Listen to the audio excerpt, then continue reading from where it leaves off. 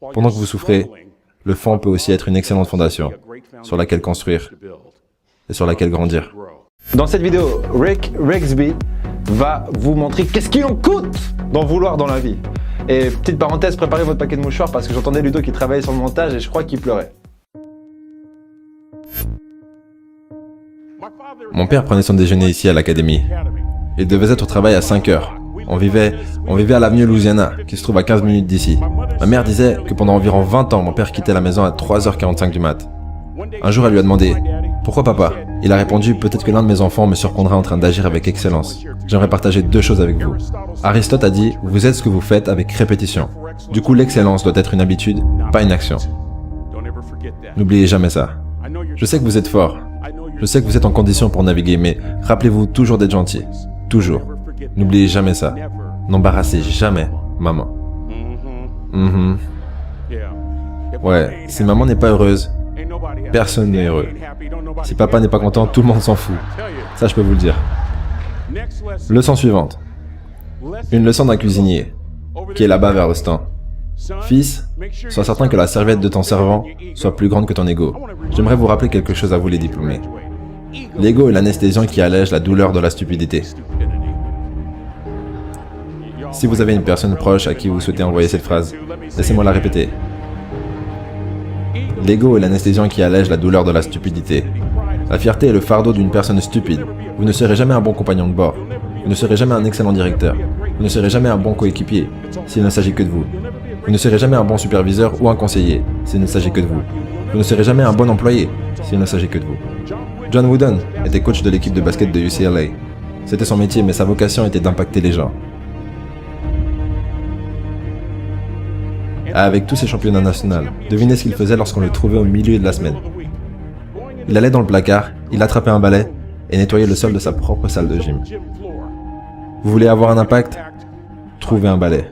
On est tous présents pour amplifier notre statut social et se présenter comme CEO, directeur. Par exemple, sur votre compte Instagram, vous pouvez mettre tout plein de belles choses à propos de vous, mais qu'est-ce que vous faites lorsque personne regarde? C'est la question que j'ai envie de vous poser parce que c'est ce qui compte le plus.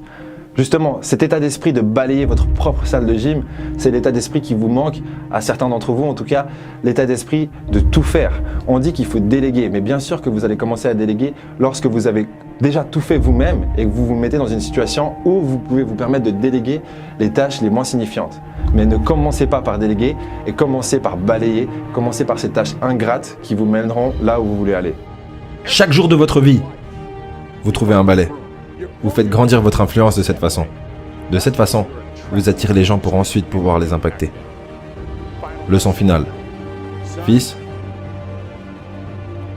si tu dois faire un job, fais-le bien.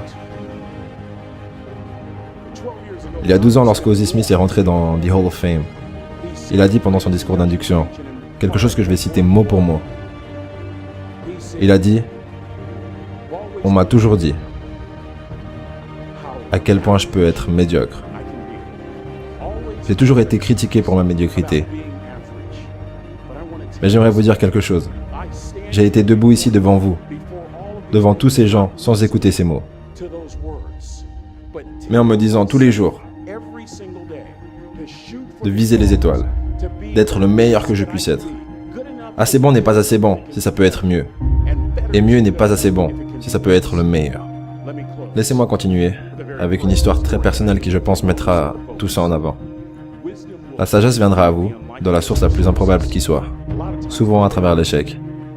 Quand vous touchez le fond, souvenez-vous de ça. Pendant que vous souffrez, le fond peut aussi être une excellente fondation sur laquelle construire et sur laquelle grandir. Je ne suis pas inquiet que vous ayez du succès. Je suis inquiet que vous n'échouiez pas, de temps en temps. La personne qui sait se relever et qui continue à grandir, c'est la personne qui continuera à faire grandir son influence. Faut absolument que je vous dise quelque chose. Vos problèmes, tout le monde en a rien à foutre. Mais genre, tout le monde. Tout le monde en a rien à foutre de vos problèmes. Oh, mais elle vous répond plus. Oh, mais votre business ne marche pas comme vous voulez. Tout le monde s'en fout.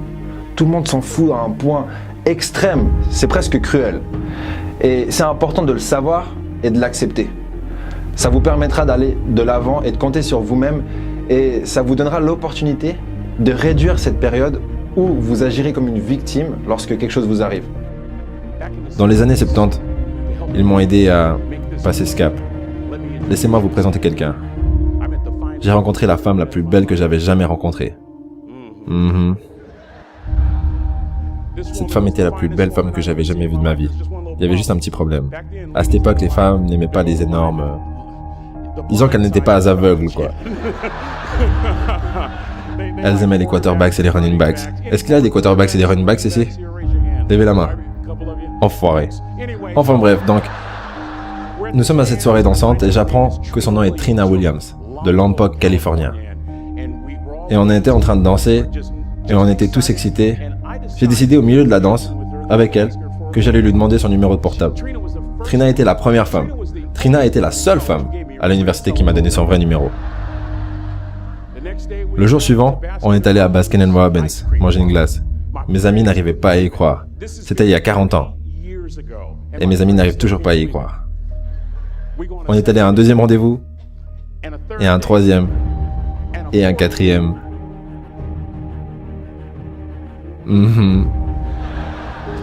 On a conduit de Chico à Vallejo pour qu'elle puisse rencontrer mes parents.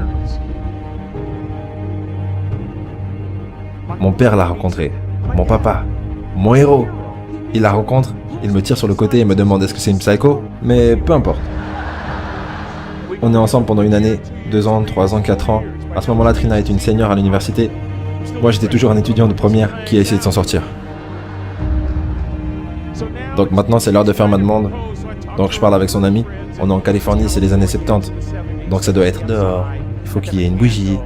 Vous devez aussi avoir du chocolat. Écoutez, moi je viens du ghetto. Tout ce que j'avais, c'était une bouteille de vin de ferme. C'est ce que j'avais. Elle a dit oui!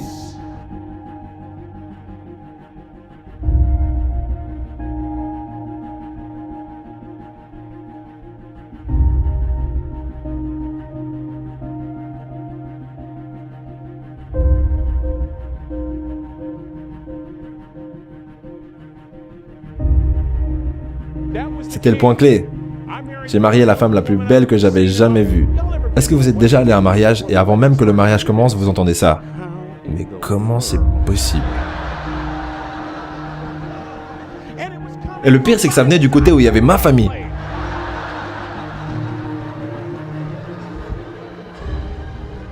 On se marie, on fait quelques enfants, et nos vies sont merveilleuses. Un jour, Trina trouve un morceau dans son sein gauche. Un cancer du sein. 6 ans après ce diagnostic. Moi et mes 2 petits garçons marchaient en direction du cercueil de maman. Et pendant 2 ans, mon cœur n'a plus battu. Si ce n'était pas pour ma foi en Dieu, je ne serais pas là aujourd'hui. Si ce n'était pas pour ces 2 petits garçons, il n'y aurait eu aucune raison pour laquelle continuer. J'étais complètement perdu. Ça a été toucher le fond. Vous savez ce qui m'a fait continuer? La sagesse d'un drop-out de 3e année. La sagesse d'un simple cuisinier. De la Californie Maritime Academy. On est vers le cercueil, à la station universitaire du Texas. J'avais jamais vu mon père pleurer avant. Mais ce jour-là, je l'ai vu pleurer. C'était sa fille. Trina était sa fille, pas seulement sa belle-fille. Je suis juste derrière mon père, sur le point de la voir pour la dernière fois sur cette terre. Et mon père partage 3 mots avec moi, qui ont changé ma vie. Juste là, à côté du cercueil. Ça aurait été la dernière leçon qu'il m'a enseignée. Il a dit, fils, tiens bon. Je ne pense pas qu'il y ait quoi que ce soit de plus profond que je puisse partager avec ces jeunes que ces mots. Vous tenez bon. Vous tenez, peu importe à quel point la mer est agitée, vous tenez bon. Et je ne parle pas que d'eau. Vous tenez bon. Peu importe ce qui se passe, vous n'abandonnez pas. J'ai appris cette leçon d'un drop-out de 3e année, qui était un cuisinier à Cal Maritime. Il a dit, mon gars, tu tiens bon. Peu importe ce qu'il arrive. Laissez-moi vous ramener à 2 jours avant que Trina meure. Pas de cheveux à cause de la chimiothérapie. Un estomac gonflé parce que le foie ne fonctionne plus. Elle pesait 34 kilos. Je suis dans la cuisine, comme ça je peux garder un œil sur elle qui est dans le salon. Elle est entourée par des coussins. Notre fils, le plus jeune, Andrew, marche vers elle avec son t-shirt, parce qu'il veut que maman le plie. Et c'est ce que j'entends. Trina répond. Andrew, maman ne pourra pas toujours être là pour t'aider. Elle disait au revoir. J'étais tellement touché que j'ai attendu que Andrew s'en aille. Je suis allé vers elle, je me suis assis à côté d'elle, sur le canapé. Et aussi clairement que je vous parle aujourd'hui. Ces mots ont fait partie des derniers mots qu'elle m'a adressés. Elle m'a regardé dans les yeux, elle a dit « Ça n'a plus d'importance pour moi de savoir combien de temps je vais vivre. Ce qui compte le plus pour moi, c'est comment je vais. » Vous savez, je suis venu ici avec honneur et joie pour vous poser à tous une seule question. Une question qu'un dropout de 3e m'a posée toute ma vie. Comment est-ce que tu vis? Comment est-ce que tu vis? Tous les jours, posez-vous cette question. Comment est-ce que tu vis? Voilà comment un cuisinier au centre de restauration vous suggérerait de vivre. De cette façon, vous ne jugerez pas. Vous serez présent tôt le matin. Vous serez gentil. Vous vous assurez que la serviette du servant soit énorme et utilisée. Si vous allez faire quelque chose, vous le faites de la bonne façon. Ce cuisinier vous dirait ça, que ce n'est jamais faux de faire la bonne chose, que la façon que vous avez de faire quoi que ce soit correspond à la façon que vous avez de tout faire. De cette façon, vous ferez grandir votre influence pour avoir un impact. De cette façon, vous honorez toutes les personnes qui sont passées avant vous et qui ont investi en vous. Des professeurs, aux grands-parents, à papa et à maman. Et lorsque vous combinerez votre savoir académique avec cette sagesse, oh mon Dieu, vous changerez le monde.